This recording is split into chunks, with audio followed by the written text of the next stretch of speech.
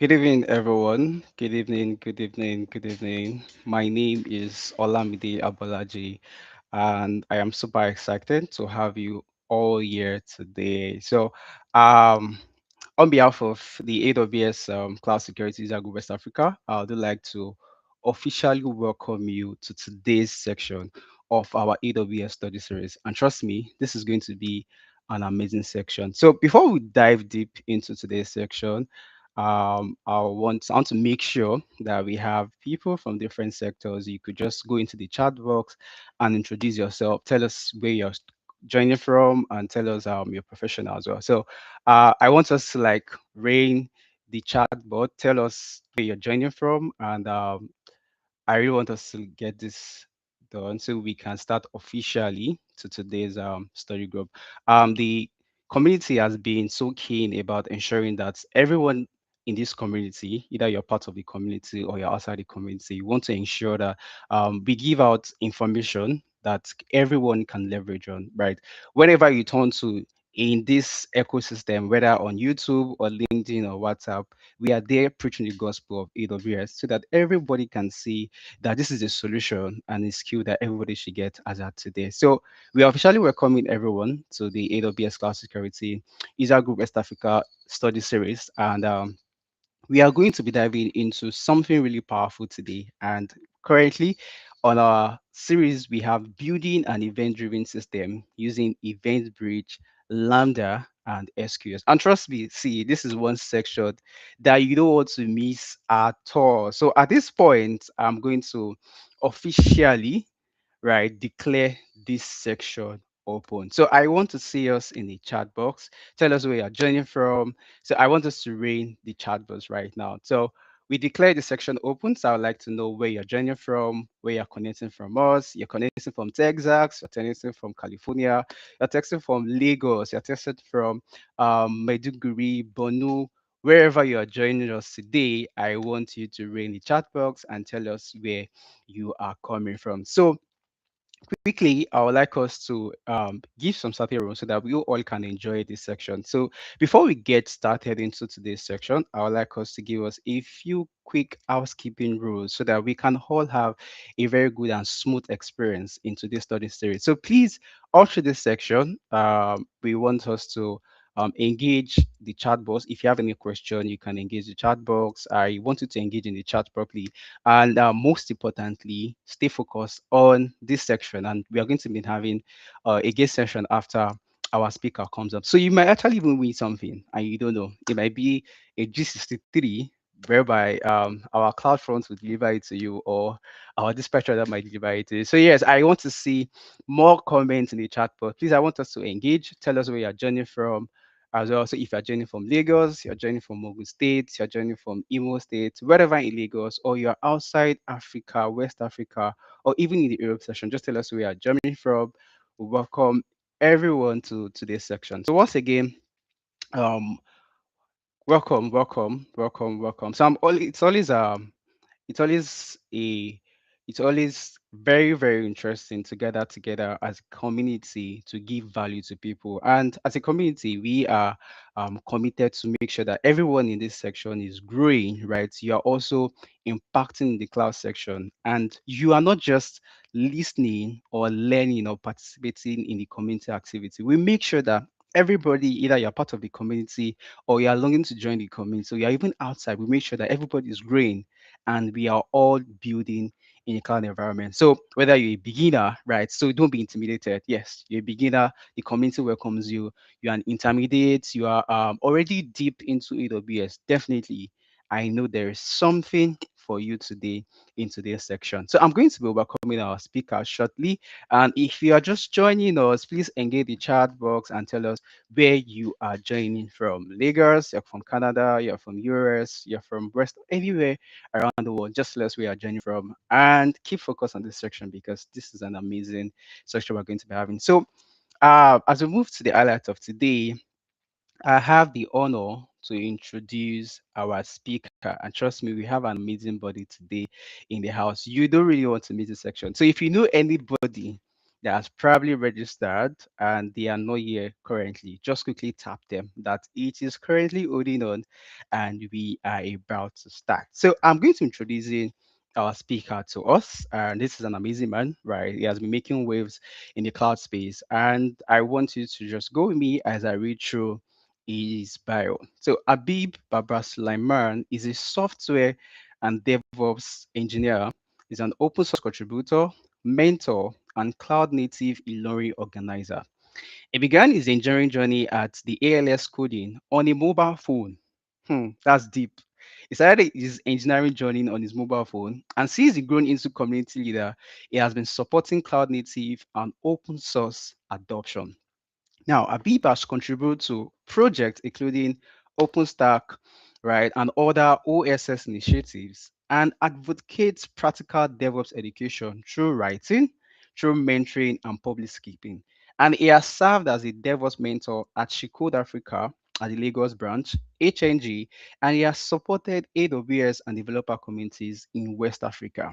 And he has also helped learners transition from beginner level to real world contribution. Now, its focus its focus is on access, resilience, and inclusive pathway into global technology ecosystem. Please join me as I welcome Abib to this section. So I want you to please engage us in the chat. Abib, over to you.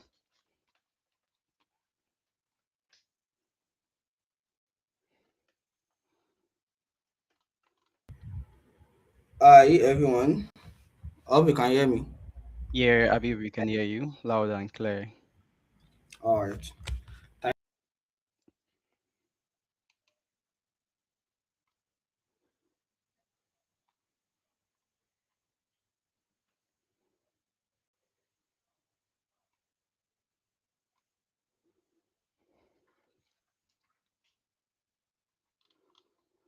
Abib, are you still there?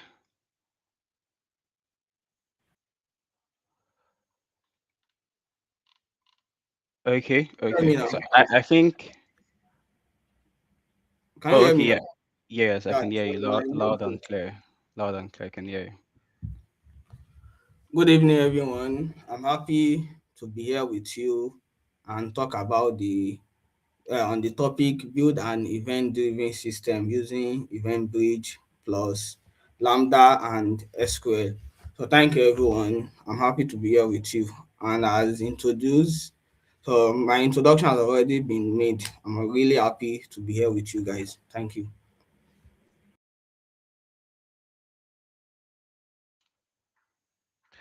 All right, all right. Thank you so much, Abib. So, if you're just joining us today or you're just currently signing in, you're all welcome. And on behalf of the AWS Cloud Security User Group West Africa, I'd like to officially welcome everyone. So, if you're just joining us to today's study series, we are going to be diving deep into something really, really, really powerful today. And for every builders in the AWS ecosystem, you really need to understand how this works. There's a difference between building a system that works and building a system that scales.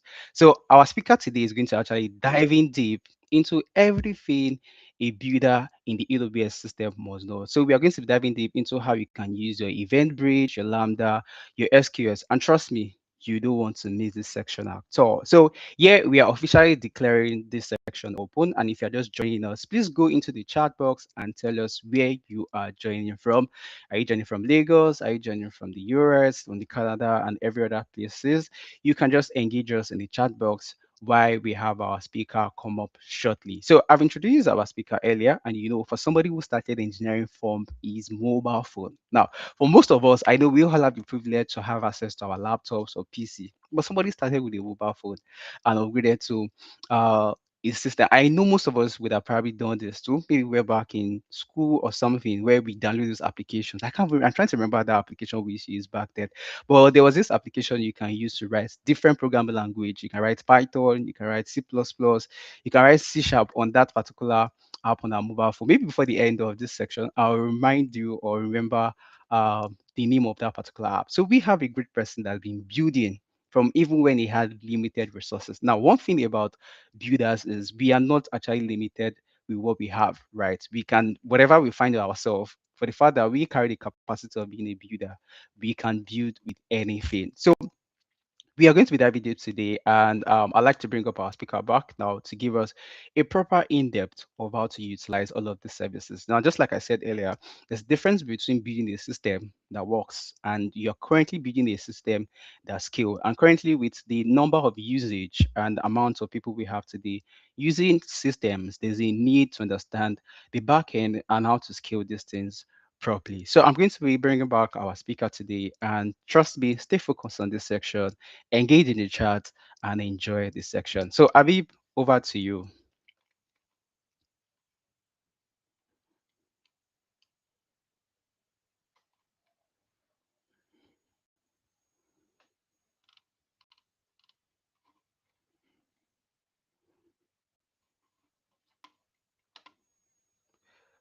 Abib, are you there? Can you hear me?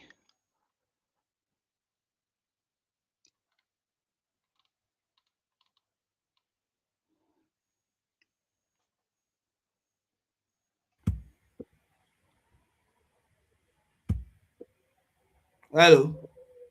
Yes, I can hear you. So you can go ahead. Thank you very Oh, much. thank you. And I hope you can also see my screen. Yes, your screen is up. We can see your screen. All right. Thank you. So today I'll be talking on the topic building an event-driven system using EventBridge plus Lambda plus SQS. And this is not just a theoretical session. It will actually be a practical walkthrough of how event-driven actually work in the modern day system and microservices architecture, where we'll be making some comparison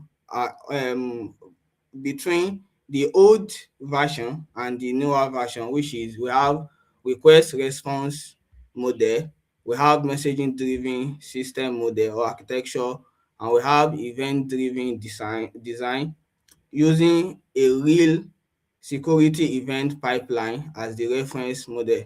So this is not, as I said earlier, this is not just a theoretical session. There's also a practical project that we are going to work through together and also see how this system actually work in real life. As said, my name is Abi Baba Suleiman. I'm a software engineer and also a DevOps engineer. I contribute to open source initiative and also one of the cloud native Ilorin organizer here in my hometown, Ilorin. So the next question will be why event driven design matters. So we have, firstly, let us start by saying what is actually an event. For someone who has not come across a topic like this or a design pattern like this, it will be very strange for him that what is actually an event. An event is simply an action. So whenever an action happens in an application, so definitely that is an event. That is a call to action. When something happen, you want something in return. Let's say we are filling a form now. So once you fill in your details and submit the form, the next, it will generate event, and that event will tell the system that, oh, this person has already submitted this event, that is his details, so he shouldn't repeat the submission anymore, or can be used to send you an email or to process any other things out there. So why does this pattern actually matters? What modern systems need? So because we are in the modern days now, the former way of building former way of building design patterns is doesn't always work for every aspect of our application. So this is why we need to learn and implement event-driven design. Fast reaction without blocking users, independent scaling for hot parts, fall fault isolation when one part fails. So what breaks in tight system? So these are what breaks. The next thing will be like, I've been trying to talk more about event driven. People will be like, oh, what about the old version that I'm trying to point at? So like, I've not actually made mention anything about it. Now we go deep into why we are actually here. So we have three patterns of building our application. So which are the request response, which is also the API driven architecture. We have the messaging driven, so and we also have the event driven. This event driven architecture is also called the pub sub, that is publisher versus subscriber. Now, in if you are being a backend or be some kind of a developer, you would have learned about how APIs actually work, which is just send a request to a particular endpoint and get the response you actually work. So this work in a synchronous manner, in which you communicate directly with the system. Let's say I want to log in now. Now I will have to send an API call or send my login details to the endpoint, and the endpoint will check the database, authenticate it, and feel like, oh, this person is authorized to log in. Then I will get authenticated on the application. So that is why we have client sends a request and wait for the answer, just as how I have explained. But in a messaging driven architecture, a producer drops work into a queue for later handling. So this work in a way that it is a publisher, that is producer versus polling.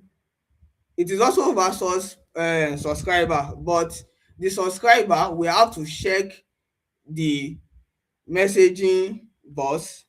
So we'll have to check it and confirm that, oh, this event is actually available. Then I can now pick it and make use of it. While in event driven, something happens, that is an event happen, you log in or you place an order, or there is a suspicious login in the application, or there is any kind of thing, or you submit something on the application, or any kind of things you do in the application, which and many listeners can react independently. So here the event will just route to the listeners, which are the subscribers. So we route automatically to them. At the instead of polling, in this messaging you have to poll the event and get what you want. To really understand this thing better, a real life example of how request response or API driven work is just you calling your parents or your loved ones on phone. So the cell phone communication, like you are communicating directly with the person. So there is no any barrier within you guys. There is no any barrier within you guys. And if the network should fail, if the network fail, you already know that there is a downtime automatically like that. So that is when you will start saying, hello, can you hear me?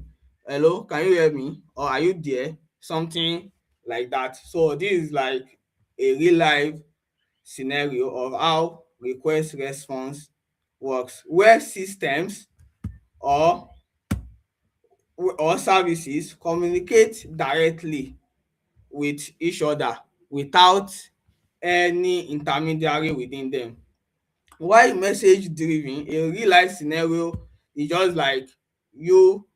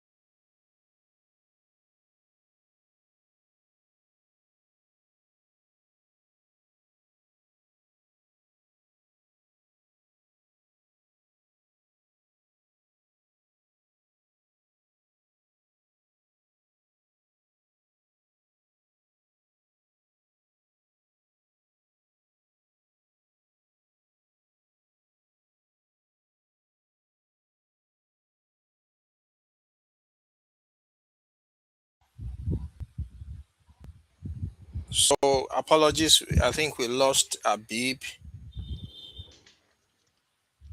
We are trying to he's trying to connect back to stage. To I guess it was a network issue. Just bear with us. We know there's challenges with network sometimes, but he'll be back on stage, and the moment he joins, he will reconnect from where he stopped. Thank you. Yeah, thank you so much. So we're trying the very best to reach out to you. I know sometimes network can be very, very messy and we might not be able to commit properly, but he's trying every end to get in back to us. So once he's on, we can continue with the live section. But for what he has shared earlier, right? We were talking about an event-driven system using EventBridge, how to integrate it with Lambda and also how to integrate with it SQS. Now, this is something that every builder should know. It's very important to know how to connect these services together to build systems that can easily scale. So, you just give us a few minutes while we try to bring in Abib into the call. So, I think he's back. Hear me? Yeah. Please, where was I lost? I've been speaking since actually. So we have to scroll back up to when you were talking about the event-driven types, where you're talking about the speakers, we're talking about mobile devices. So that was where we lost you actually. Yeah, so you keep scrolling up, go back. No, no, no, go up, up. Yeah, the Oh, three yeah. patterns. Yeah. So we're currently with you when you were talking about the three patterns. Oh, all right. When I was talking about the hospital scenario, did Yes, you hear that? that was where we lost you. You were about to start that. That was when we lost you. So Oh, you can start from there now. Thank you so much. all right. Thank you. So this message driven pattern actually work like I see a real life scenario is when you just go to an hospital for a checkup or you want to meet a doctor. So whereby you will be placed in the reception or where patient actually stay pending the time the doctor is free and ready to attend to you. And in this scenario, the doctor can only attend to just one person at a time.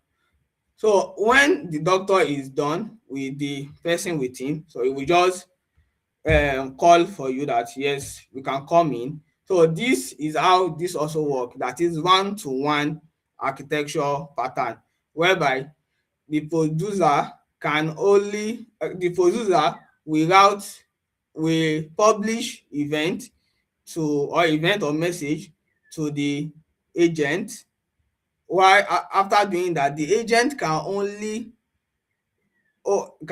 have a single subscriber to come in and check for the event or message. While for this event driven it is one to many, whereby there is a publisher, the publisher publish an event to the agent, so agent and the agent have the ability to to publish or to send the event to a lot of subscriber. So it is a two-way pattern whereby there is actually some subscriber, there are a lot of subscribers, not just a single one that subscribe to the agent or to the event driven tool. So they will now then the agent can now publish to them, the event can be and the process. We have API driven architecture. So just as I have explained earlier, client request API service, then immediate response. So we have simple to reason about, useful and all. So I've been talking about agent also. We might be curious that what are the agent of API driven architecture? What are the agent of messaging or queued or queue centered architecture? What are the agent of or the tool used for event driven architecture or pub sub, which is also publisher versus subscriber architecture. So for the API driven architecture, the agent used or the tool used to implement that is just our normal REST API that every developers and every one of us must have interact with, which is normal RESTful API, and also using gRPC or SOAP, or also using this GraphQL and other ways in which API driven design or request response design is being implemented within services. Now we are on queue.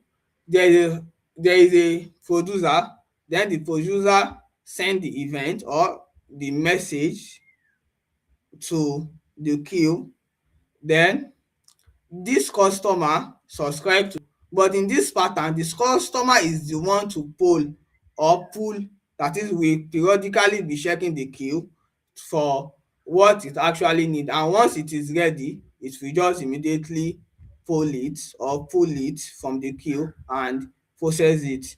And the agent or tool used for queue centered architecture are, we have RabbitMQ, we also have AWS SQS, which we will also be talking about here.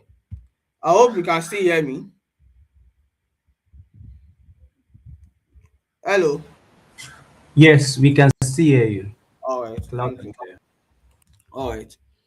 So as I mentioned, SQS and RabbitMQ. So the meaning of this: queue absorbs, load and buffers work. So this one is actually buffered, that is it is short term, so it is just pending the customer process the event. Once the customer process the event or the message, it will automatically be deleted from the queue, and it operates on a LIFO, that is, or on a FIFO, that is first in first out, just as our data structure actually work, the queue data structure, in which the first thing to enter the queue will be the first one also to get out from the queue, and the last to get into the queue will also be the last to get out. That is, it will be processed based on their hierarchy of getting in to the queue. So why we have event bus architecture, which is also the pub sub architecture. So, and the agent of this or the tool used to implement this architecture are, we have AWS EventBridge, in which we'll be talking about it today, and we also have Kafka. So Kafka is also a unique tool used to design and implement event-driven architecture. And also we also have AWS SNS also. It also operate on one-to-many pattern. So producer only says what happened, that is send it to the event bus, which in this case EventBridge event bus. Route by rule, then handlers can be added later without changing the source. So the rules will now be the one to push to the handlers, to the target. So we can also call it the handlers or the subscribers. And how the theory approaches actually differ. This is not to say that the request response or API driven is obsolete or is no more in use. It is actually also still in use, but you actually have to know when to use it and where to use it. So it is used for coupling, that is a tightly coupled architecture. So, and in this messaging driven, it is loose, event driven, it is very loose also, as explained, because it gives room for one to many, while this messaging driven is just one to one. Source does not wait. So for the event driven, the source does not wait, while in the request response, caller actually wait. The caller actually have to wait till the response is being gotten, and if not, then like if something happen to either of them, whether the service sending the request or the serving receiving the request, there will actually be a downtime for both of them because it won't be able to render what it has to render. Why in this, producer does not wait, so just send it to the queue, then any service or any applications that need it can now process it from the queue.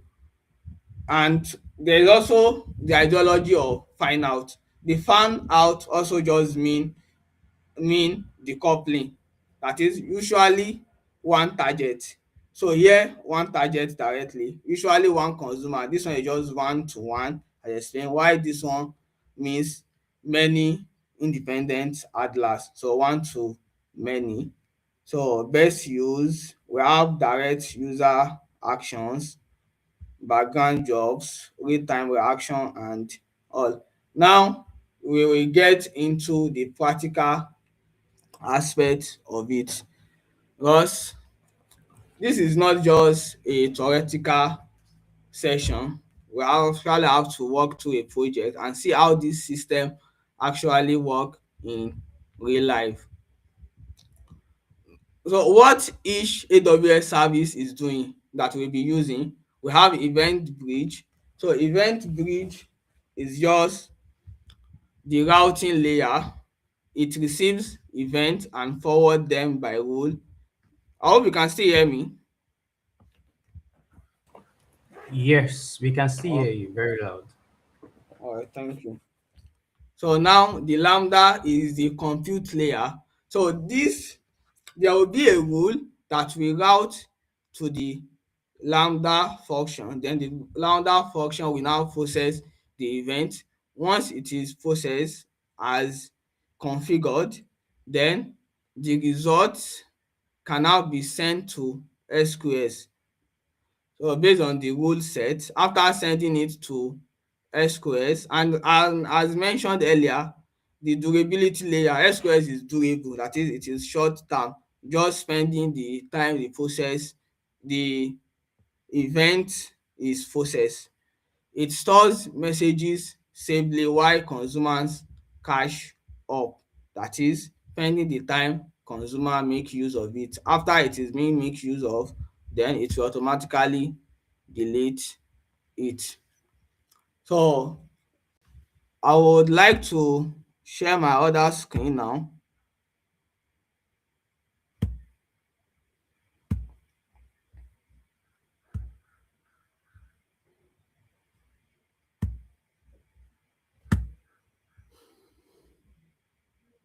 Hmm. I hope you can all see this screen. Not yet. It's not yet up. Oh, I think I have to replace.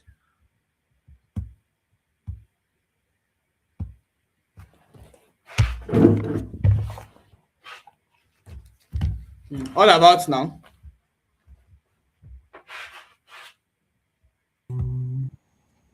No, it's still not up. Okay, so we can see your screen now. Yeah, we All can right, see your VS Code ID all right, environment. good. So this is the project I created for this scenario, and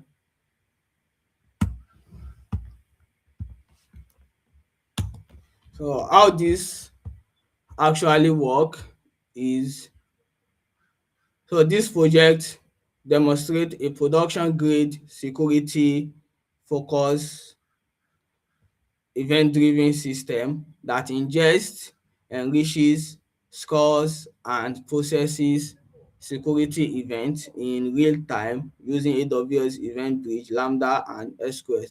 So in this pattern, we will be sending an event through our CLI or AWS CDK, which is the Cloud Development Kit for developers.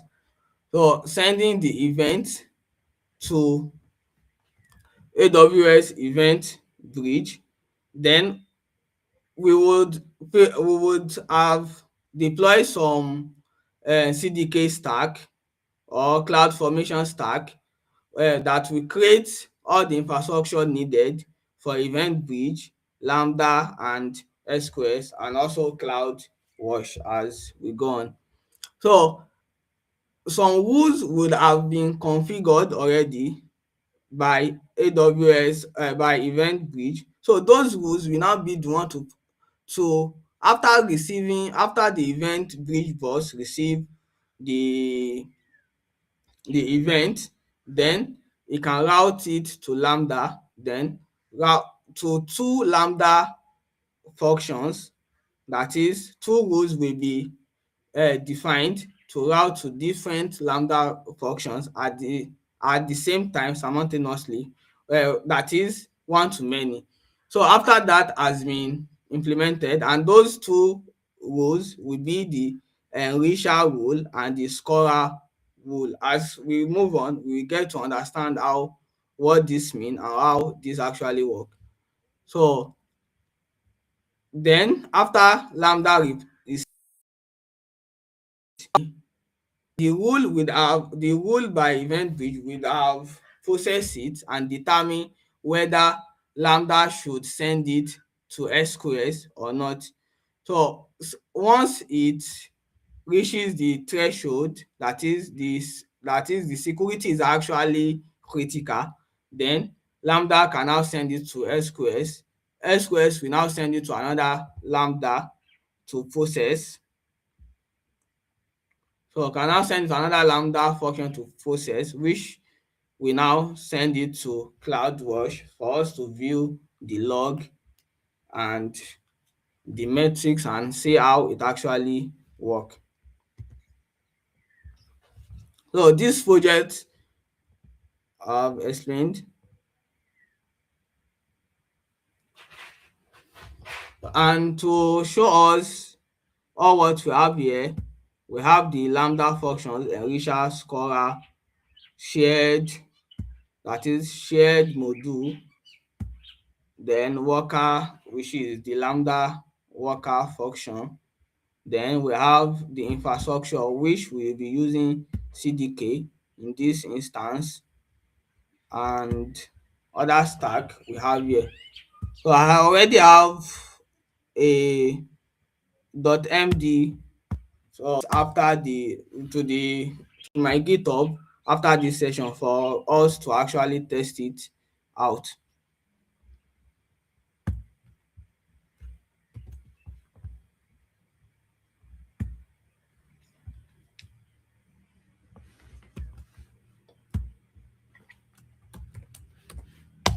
So first thing, I will have to enable my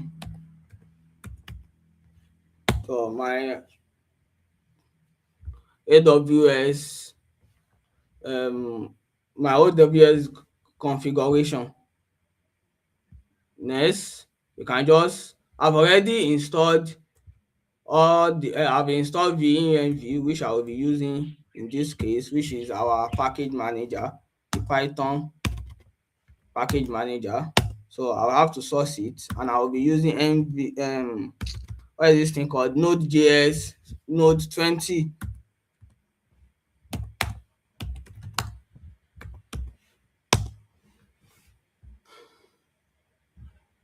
So the next thing now is to deploy our stack. I think I will have to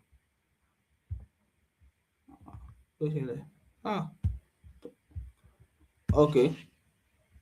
Oh, you can still hear me, right?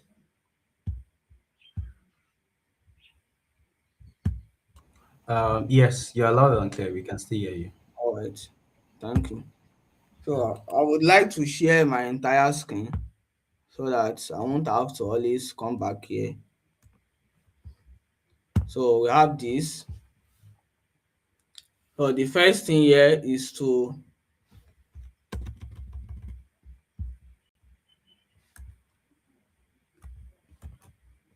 So we'll be deploying our stack, our cloud formation stack, because CDK uses cloud formation under the hood, which is AWS IAC, infrastructure as code.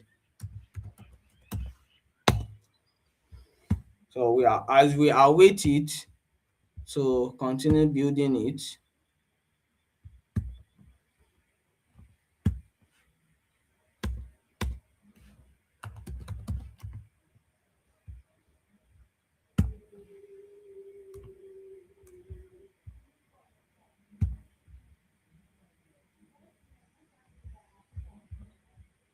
okay, we have a segmentation fault.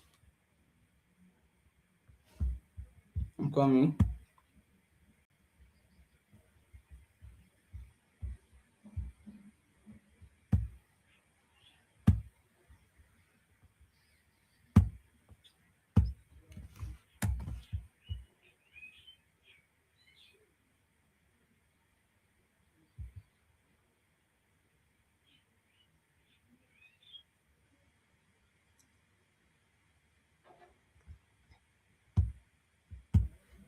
Um,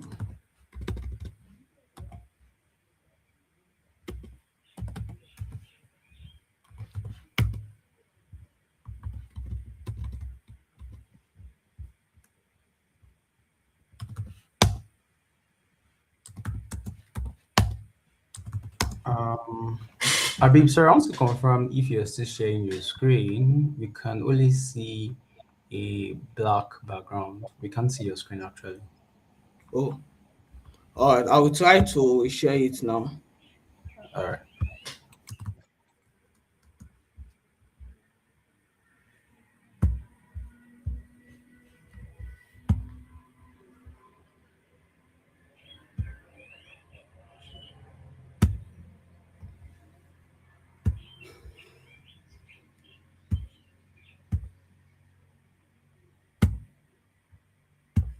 I hope you can see it now. Not here. Okay, yeah, it's back up. It's back up. We can see your screen now.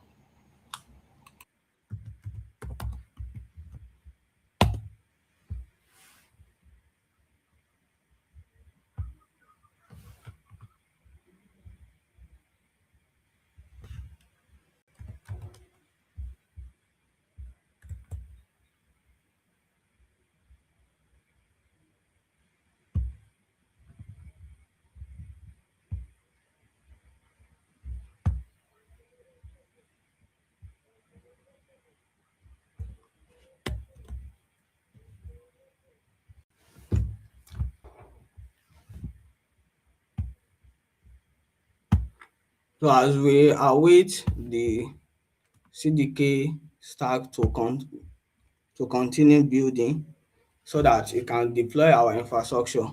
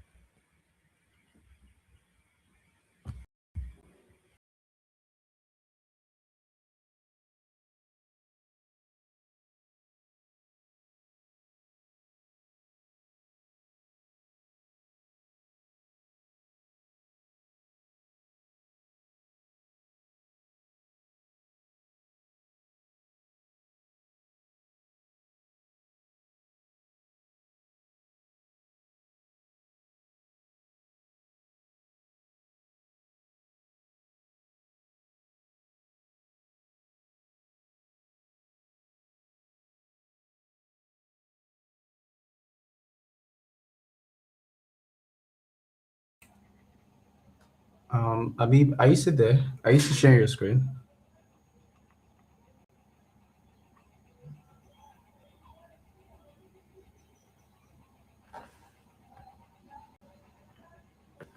Okay, I think we lost Abib a little. No, Abib, are you there?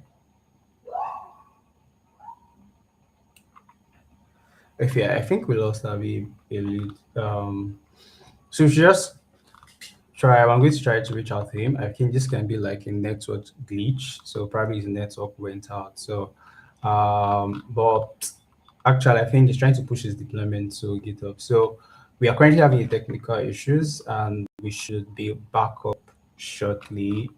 We sincerely apologize. So, if we just do a little recap from what our amazing speaker has been talking about, right? He was talking about how the real world architecture really works, right? So I'm trying to do a recap. So for some of us that's just joining now and probably a few minutes ago, we're talking about event-driven architecture. So he was trying to explain it in simple terms of how we can build systems where different components don't need to constantly talk to each other. Instead, they respond to events, and that is why it's called an event-driven architecture. So let's think of it like this: that something happens, right? Probably maybe a user uploads a file. Now, if you recall from the very beginning when it started, it was giving us a scenario about an hospital. Probably was talking about a police station as well. So he gave different examples. Now, one of the major facts we need to pick from event-driven architecture is an event must be created. So probably maybe a user uploads a file or places an order on an application and it triggers an action. So exactly that was what I was trying to explain. That's an event. So instead of one system calling another system directly, that event is sent somewhere else. Then every other services can pick it up and react accordingly. So he was trying to give us a practical demo of how this really works in real time. Remember, I said something at the beginning that I said it's not just about we building systems right there, right? It's about building system that actually works, right? We have different engineers that can actually give us solutions, but the major fact is which of these solutions is scalable. And at every point in time, when every business launches a product or probably an application out there, there is always the future goal of scaling to a particular number. Do you understand? So it's about rebuilding systems that actually scale. So what do we need? What are the systems we need to make sure that our systems are scalable and respond effectively to work? So one of the architectures we need to now know as AWS builders is this event-driven architecture, right? So he has talked about the services needed, and he made it clearly that some of these components we're currently using, they don't need to constantly talk to each other directly, meaning they are not tightly coupled together. They are loosely coupled. So they are not dependent on each other. So there's a reason why we now have EventBridge, we have Lambda, and we have the SQS, right, to work as a queue. So he was trying to like give us a demo.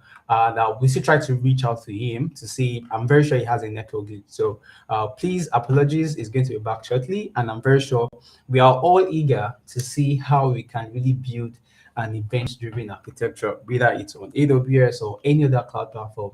There's a need to understand how these services work. So we are going to talking about the AWS services shortly, and I remember he mentioned about the Event Bridge. He also mentioned about Lambda. He mentioned about SQS. Now, for the Event Bridge, we was talking about. I could recall it was talking about Event Bridge. We should think of it as a central hub, right, where it receives all the events and decide where each of the events is going to go to. So let's think of it as just that central hub where every event that happens in that architecture goes to.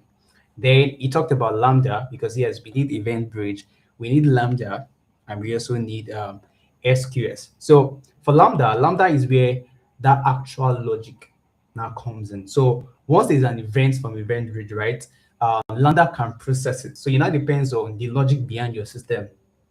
If you want logic to transform the data, if you want to trigger another AWS services or perform some other actions, right? So that's about Lambda. So we have Event Bridge, we have Lambda, and currently we now have the SQS, right? So SQS is that guy, like that's like the main OG. So it works as a. Can you All still right, hear me? Abby, are you back? Yes. Oh, thank you. We lost you at some point. Thank you so much. So you can share your screen and we can continue from there. So we're trying to hold up because with scan that you might have a network disruption there.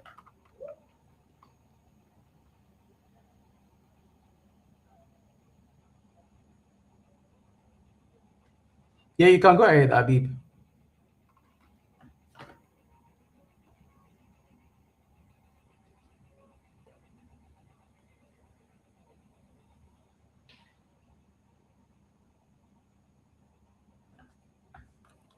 Abib, can you hear me? Are you there? What this project is all about, spending the time we have it in store.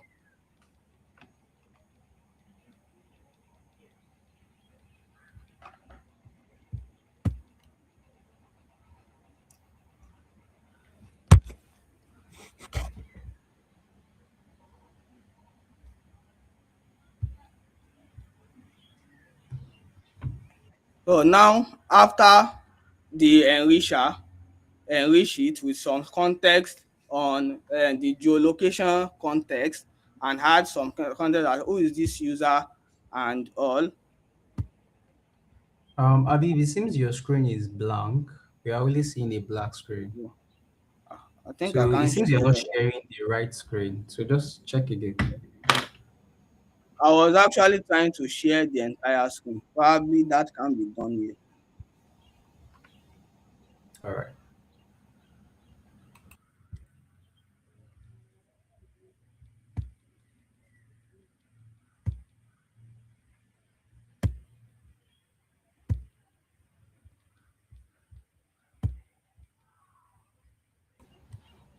Yeah, so your screen is back up now.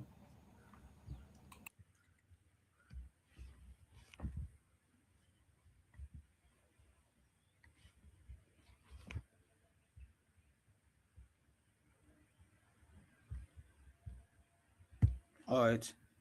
So the next thing is for the scorer to score the event that will get pushed.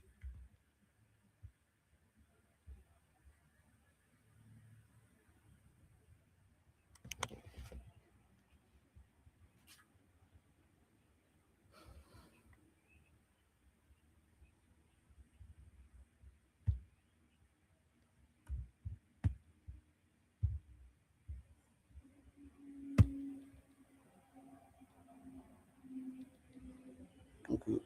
We still have the default here.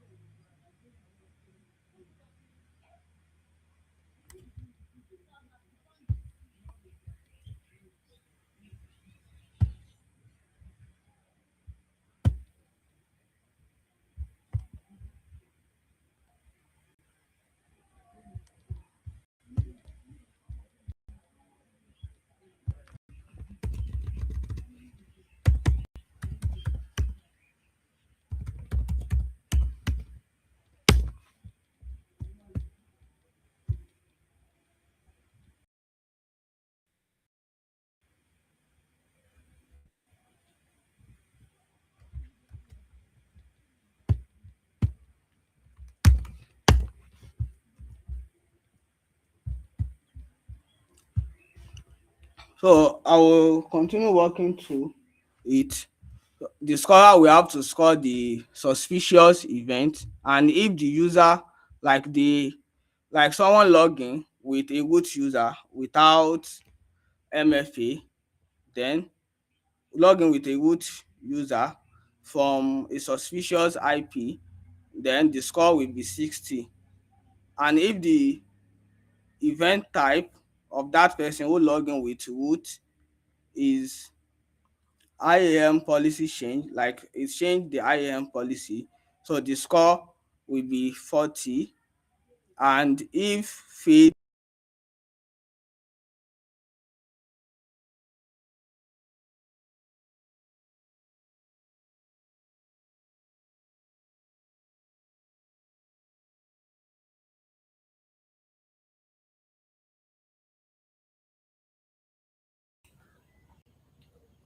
Abib, are you there?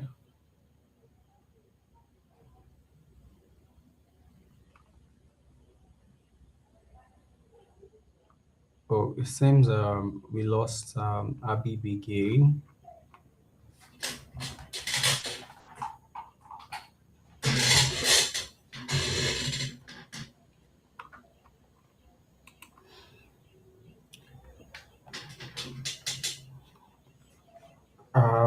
We sincerely apologize. I think we currently have Abib off the radar. I think he currently have network issues. So he was trying to talk about the rules, the policies behind the event boss, but I'm very sure in the next few seconds he should be back up while trying to sort out his network. So apologies for the break. I'm very sure it's going to be back shortly. So, just like we've been saying from the very beginning of today's sections, we are trying to ensure that for every builder coming into the AWS space understands how to build an event-driven architecture, because this is very, very important building in the cloud environment, right? So we're trying to talk about the AWS services involved. We're trying to talk about EventBridge, and currently he was working on EventBridge before he left the call. I'm very sure he's going to be back shortly. And we're talking about other services that we're also going to be using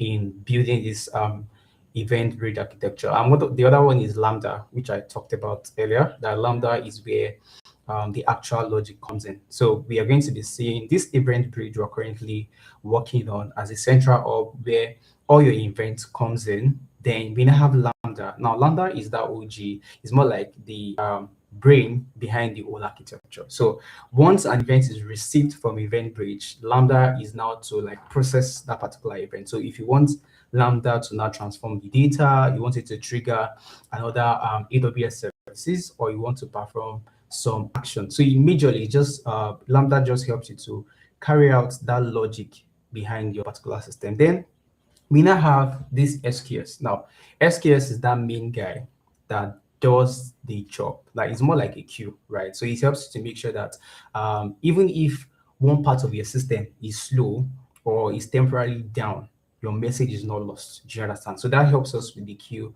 of each other system that comes in. So why is this very, very powerful to understand, right? As a builder in the cloud environment. Now, this is very, very powerful because your service don't really heavily depend on each other, right? So that is why it's very, very important we know how to build this, because, you know, building a loosely architecture and a tightly coupled architecture, right? When we do the old analysis from the beginning, when our speaker was talking about it, he was trying to let us understand that loosely coupled architecture is what we need today, right? Whereby each of all the services we're currently using in AWS does not really rely on each other. So, and also we have scalability, right? Each of your components can easily scale independently, right? So if one part also fails, the whole system does not crash. So, and in a real world system, I'm very sure every organization, every engineer exactly want to have this kind of architecture whereby even if one of your services is down or something is probably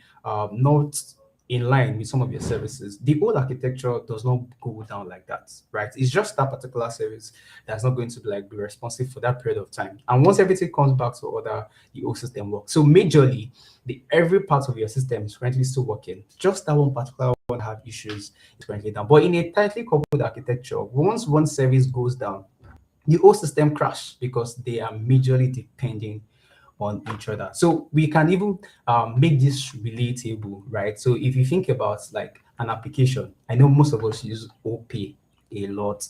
In fact, it's very, very hard to see any Nigerian that is not probably using any of the fintech companies. Majorly, everybody uses OP, everybody uses PAMP, and the rest of them. A lot of us use OP, right? And majorly, this is one of the, let's say, the fintech company that everybody like majorly is in Nigeria. So let's see, once you make the transaction on OP, there's an event that is already generated, right? So you made a transfer, and when the transfer goes, right, there's like a payment service that has been processed. Now the notification sends you a message, and the inventory on the blockchain of OPay gets updated. Now, if you look at the old processes, you made an event by making a transfer to somebody, right? And that transfer eventually went, which means your actions have actually been processed. And that's where we have the brain behind the architecture. Then you get a notification, right, which sends you a message. You get a response back that that event has actually been successful. So we can easily relate it even more like the other e-commerce services. Most of us use Jumia, most of us use every other ones like Konga and the rest, right?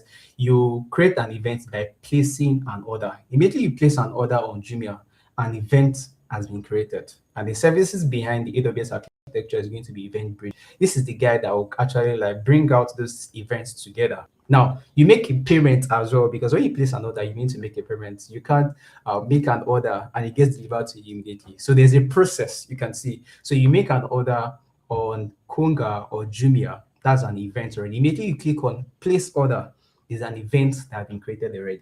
Then you now have the payment part, which is when you pay, like the services has been processed already. Now you get a notification at the end of the day at your email that you've actually like ordered so, and your inventory is being updated. So all of this does not also happen because it's in a tight chain. No, they can react independently. EventBridge can create events independently. Lambda can process that event independently, and SQS can take it into the queue, and SNS can now send you a message. Abib, I guess you are back. Yes, Can I'm you? back. All right. Yes. Okay. Thank you so much. So you can go ahead now. All right. So I will just walk through the code and we'll work on the deployment later since time has gone already. So we have our Lambda function here. So we have enricher. Just let me start from the event that will be sent.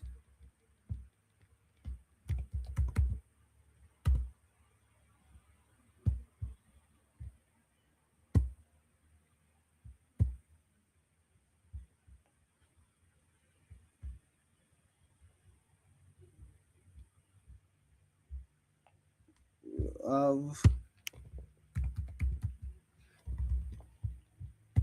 so we have our Lambda function here. We have the enricher, which is just to, Abib, hello? Yes? yeah, I think you're not sharing the right screen. We can see your slides. I think you're already inside your console.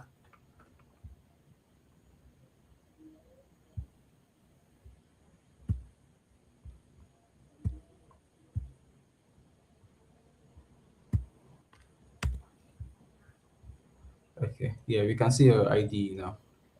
All right.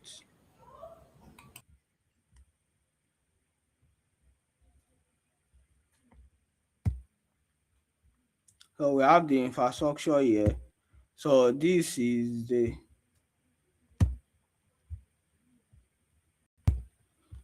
main entry point for the stack we'll be building.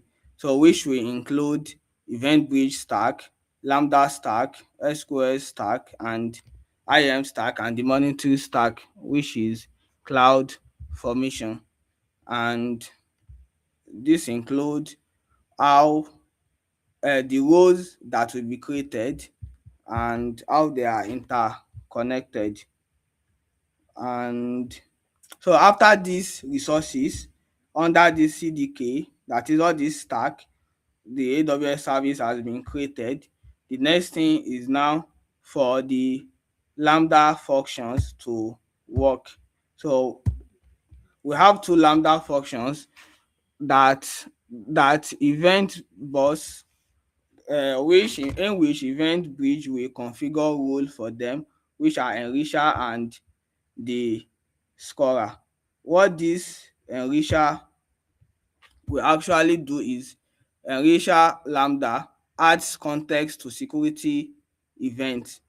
Enrichment includes geolocation, account owner, user details, assets, metadata, and all. So just add some more context about this event that is being received, where is it coming from, um the name of the account, that is what is the account ID and other details, who is the user, so and other details of the user. Why simultaneously, why this rule is being processed, the scorer rule also will be processed by this lambda function under scorer. So the scorer is just to score the event and rank it based on the rule that I have showed you earlier. So based on the scoring sheet, and rank it. Is it low? Is the risk level low, or is it high? So and as seen here, we have, so the initially the score will be 0. So the event type, based on the event type, if it is unknown, base weight times 40, and failure indicator and all other rules that is being provisioned. So after that, once it is over 50, once the rule is the scorer score the suspicious attempt of logging or any other kind of suspicious, after scoring it and notice that, oh, it is over 50, then it will get sent to SQL stack, which the lambda worker function will now work. In this case, we query the SQS and then process the new function, the new SQS message or event, and this is just the code to to process it. Performs final action, store in DynamoDB, notify stakeholders, trigger remediation. So but in this, yeah, in our own use case, it will just launch it to cloud wash, so we can now view the and give a detailed log on what really happened, and we can then see what happened and take the necessary action. So to do some testing,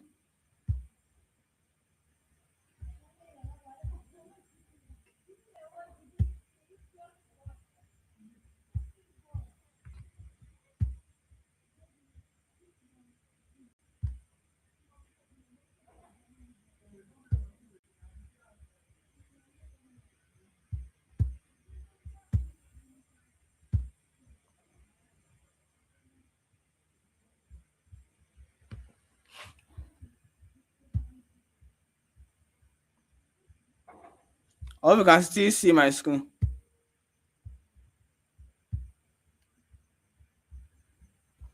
Uh, yes, but we can see your slide now. Alright, so I will be rounding off now. So once SQS process, once the event is being received by SQS, then the worker function will work on it and process it. If the lambda function is unable to process it or upon 2 retries, then it will enter dead letter queue, which is this DLQ. It's just a way of storing an event that is unable to be processed or was not able to be processed by the subscriber or the target. So then it will get stored in the death letter queue for some certain amount. So for some certain days, since SQS is doable, so 14 days retention window. So then how to know the system is ready? CloudWatch logs. So as it was because of the network issue and time, so we should have been able to check the CloudWatch log, check the metrics and all, and see the log and how the system actually perform. So what to remember: request response is direct but blocking. That is, once something happen to the second service, the other service will also go down alongside. So so it is blocking in that case. Why message driven architecture is durable but still queue centered. So it is first in, first out, last in, last out. That is, once event gets processed, it gets deleted. So and if not processed, then you can just, it has some durable time for it to be retained and be processed. So and event bridge route by rules. So there are actually two ways in which event bridge work. It works through event bridge rule and also work through event bridge scheduler. So and both of them has their uniqueness. So one of the way to use event bridge rule is using the pattern based method, so which is the one I'm using in this application. So we also have,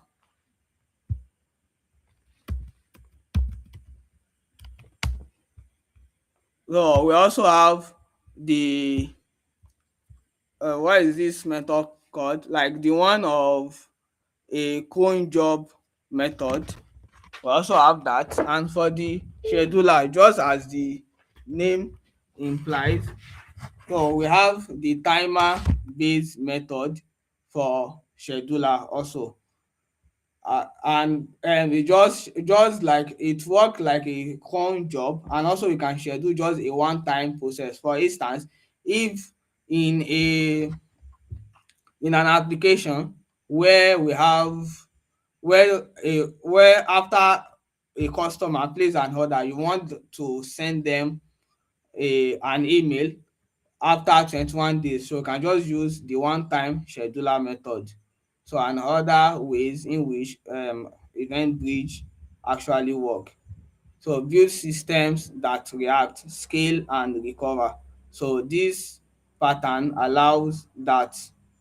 And so basically that is how it work. The take home is just that event bridge is the one that work basically on the one to many architecture of event driven architecture or system, while SQS is one to one, so which is more of message driven architecture, work on queue centered, while Lambda is just the compute engine to process code and process the actions that you want to execute from those events being saved in event bus or in SQS, or in SQS bash also. Thank you.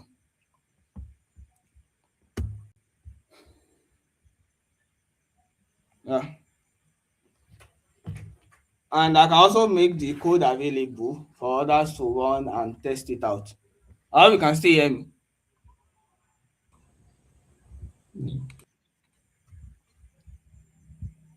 Hello, Yes, we can see you. I'm done. Yes. All right. Thank you so much, Aviv. Thank you so much. Thank you so much. I'm very sure you actually like dealt with the topic today, and we're able to see one of the major reasons why we should have an event-driven architecture, right? And so, if there's anything you could take away from this, is that you stop thinking about direct service to service call, right? Start thinking in events, right? So that shift alone is something that can actually like change how you design systems in AWS. So right now, we've broken all of this into simple terminologies that we can take on today. So I want us to quickly gear up a little and have some fun. So we're going to be having a Kahoot game section, and yes, we're going to be having a winner. So we'll be using Kahoot for this. So get your phones ready, and I'll be sharing the game pin on the screen shortly. I remember I mentioned at the beginning of this section that yes, we have a gift for every winner. So it might even be a G63 AMG, right? You might not even know, but yes, we might be delivering the AMG to you, via CloudFront. So I'm going to be sharing my screen shortly. So I want us to get our phones ready. If you have the Cloud app in your phone, yes, you can join directly with your phone. If you can also scan your barcode, and you can also even type the URL directly into your phone. So I'll be sharing the screen shortly, and get ready to win our gifts. I said earlier, right? You don't know if you'll be getting a G63 AMG.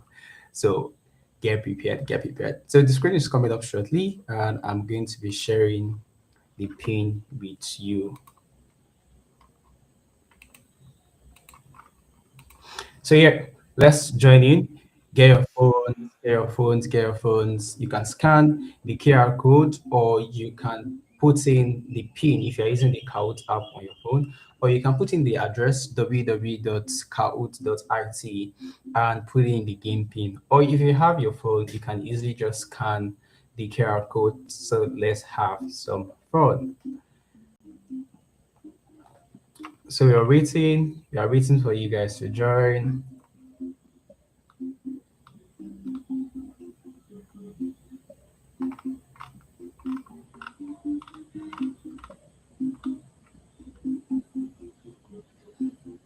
Okay, we have people coming in. So we'll be doing a countdown shortly because we need to start the game as fast as possible. So let's join in. Let's scan the QR code. You can also visit the website directly, www.cow.it. You can use the game P or scan the QR code directly with your phone camera. So I'm waiting for more users, Try to sign in, try to sign in. It seems you guys want to win our gift. All right, so let's quickly sign in. Let's sign in. All right, so we'll be starting shortly. I'm going to be counting down to 10.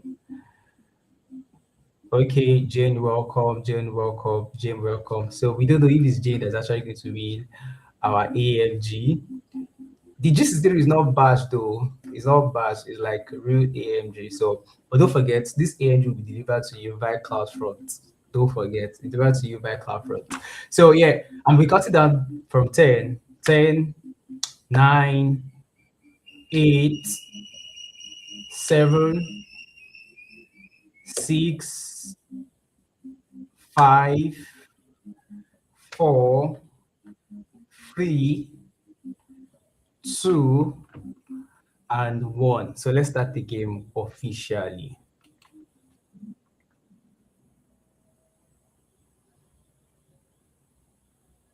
So don't forget, this is a game of speed. So you have to be very, very fast to get this. So let's go. The first question comes up.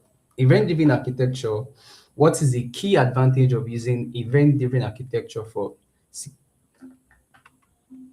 just use any of the symbols to answer before it times out. You have, wow. Okay. So to the next question. Okay, so let's move to the next question, number 2. Decoupling and scalability. How does using a message queue like SQS between services improve system design? Let's go. This is a game of speed, don't forget.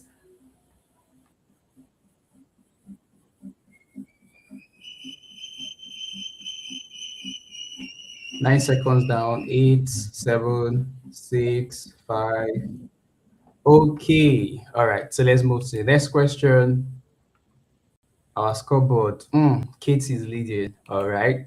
Let's go. Question number 3. In the 3-pattern comparison, which architecture pattern effectively uses the DLQ to prevent data loss?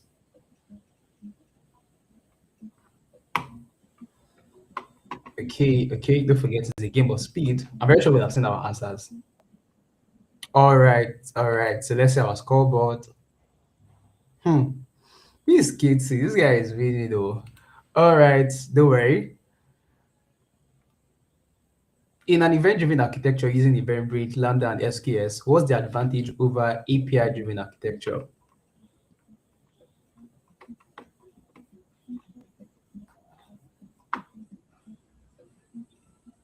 Okay. Let's bring our answers. Don't forget, it's a game of speed. Jade, you can see me top. Oh. All right, so let's check our scoreboard. Okay, let's move to the next question. This is the last question, 5. How would you monitor the health of an event bridge system using EventBridge Lambda and SQS?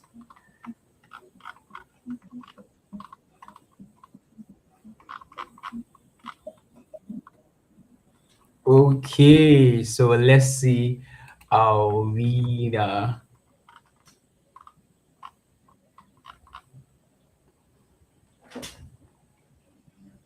Okay, J came second. And our winner is Katie. Katie, well done, well done, well done, well done, well done. So all our winners, Katie and Jay, ensure you send an email to the AWS CloudSec West Africa at gmail.com. If you look at the thumbnail down there, you could see the email written down there. So ensure you record that email and send us an email, and definitely we'll be sending you a gift back to you. I want to say a very big thank you to everyone that have joined us today, and I want to like take a moment to really appreciate our speaker, the community, and this was not just like a normal section. This was where we came to learn about how the AWS system works, and this is a space where we come together not just to compete, but to learn, to share, and build together. So just exactly as the AWS ecosystem currently responds with the AWS system, the goal is to make sure that